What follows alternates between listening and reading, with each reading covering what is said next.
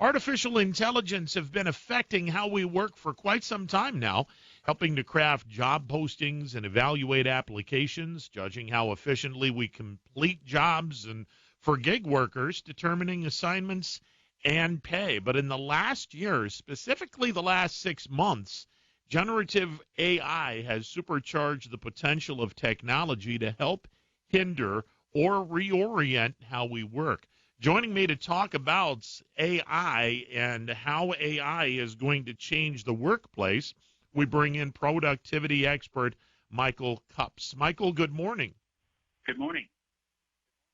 All right, is the explosion of artificial intelligence a good thing or a bad thing long term?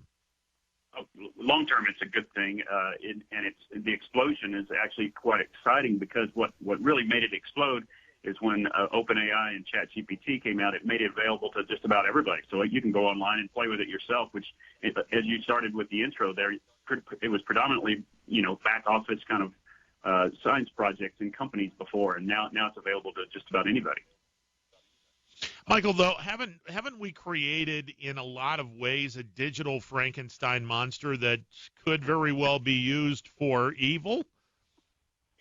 It could, and that's one of the concerns and the alarms you hear sounding is making sure that the information it's basing its decisions on is based on non-biased information, and that's probably that ethical AI piece is the cause for concern. But it's actually quite exciting about what it can do for us and how we can do our jobs better and more efficiently, where we can focus on the more intelligent, fun things and let the AI assistant do some of the mundane tasks. I guess the detractors of AI would sit back and say that it kind of makes the human obsolete in a lot of ways. That it's just going to eliminate all jobs. And the reality is, there's been technology come along in the past, like robotic process automation, that was going to do that as well. And it never really comes to fruition. What happens is it settles into some sort of augmented reality that says, this AI is going to do this part of the job, and the human's going to do this part, and the outcome will be because it's a collective effort. And so it's really not the job eliminator that people write articles about, but it certainly can shift the way people are doing work and what they're working on.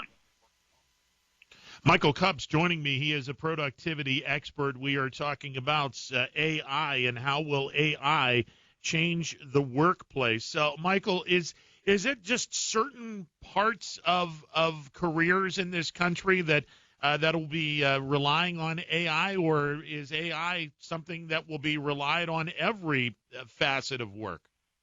Well, I think it'll be relied on in every facet of work. You just may not feel it or know it. For example, our company, we do large-scale workforce planning where we're matching skills to the labor pool to the right amount of work in banks and insurance companies.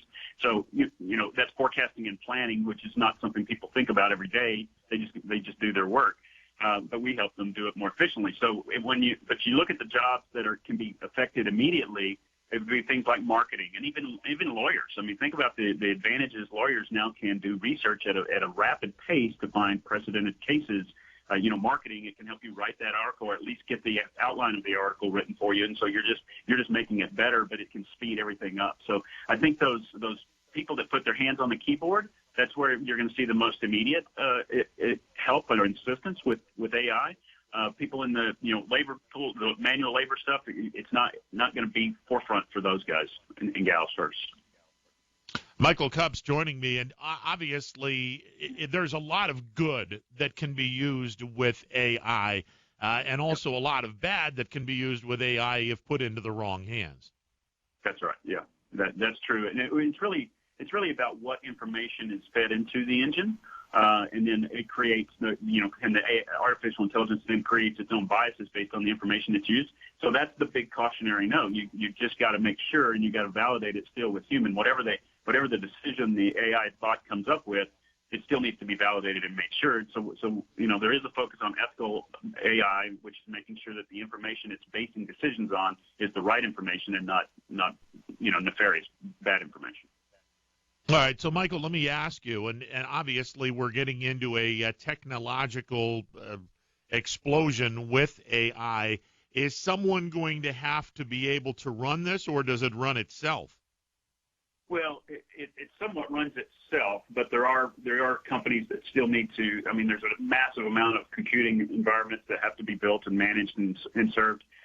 So it's not going to just take over by itself. It still needs, us to kind of feed it, if you will. Both electricity to information to all of that has to still occur.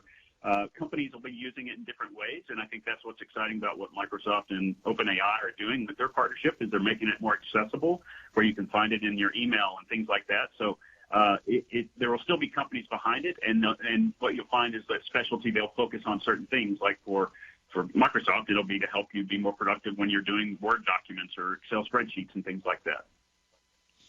Michael Cupps joining me, and I guess for people, let's say 55 and older, they're probably looking at this wondering what the hell just happened, because, for me, I'm going to be 59 in August. I was a senior when computers were just starting to become mainstream, and I feel like for a lot of my colleagues of my age and maybe a couple of years younger, we've missed out on some things.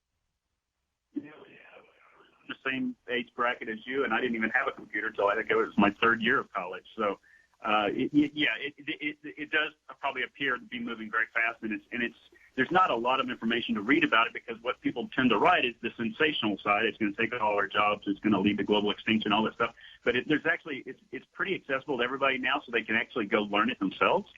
Which is also, I think, very empowering for people to actually get, think about what it can do for students and research and things like that. So it could be scary for some people in our age group, but there's nothing to be afraid of. It's technology, and it's advancing, which is exciting for us to have a better place to live. Michael, thank you so much for coming on board. I certainly do appreciate it. Yeah, thank you. Have a great day.